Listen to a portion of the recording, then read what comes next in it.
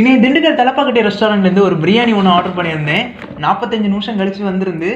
ஒரு பாக்ஸ் இருக்குது. அதுக்கு பிறகு 2 கண்டெய்னர். இந்த கண்டெய்னர் 2 இருக்குது. கண்டெய்னரில் கூட திண்டுக்கல் தலப்பாக்கட்டின்னு இருக்குது. ஸோ ஒன்று லீக் ஆகிடுச்சுன்னு நினைக்கிறேன். இந்த பாக்ஸில் எப்படினாலும் பிரியாணி தான் இருக்க போகுது. அடுத்தது ஒன்று ரைத்தா தானே? ஆமாம், ரைத்தா. அடுத்தது ஏதோ சிக்கன் சால்னாவா இல்லை எண்ணெய் கத்திரிக்காவான்னு தெரில.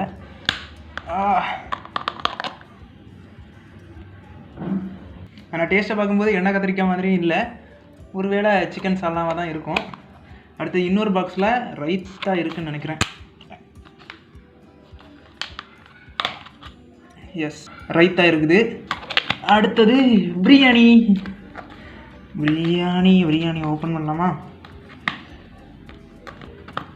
என்னடா செலோடேப்பெல்லாம் போட்டு வச்சுருக்கானா?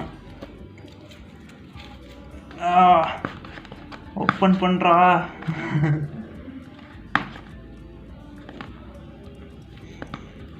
வரவே மாட்டேங்கி. எஸ், வந்துடுச்சு. எம்மாங்கோ.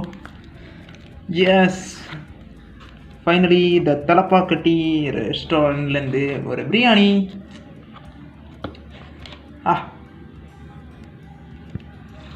இவ்வளோ முட்டை எல்லாம் இருக்குடே.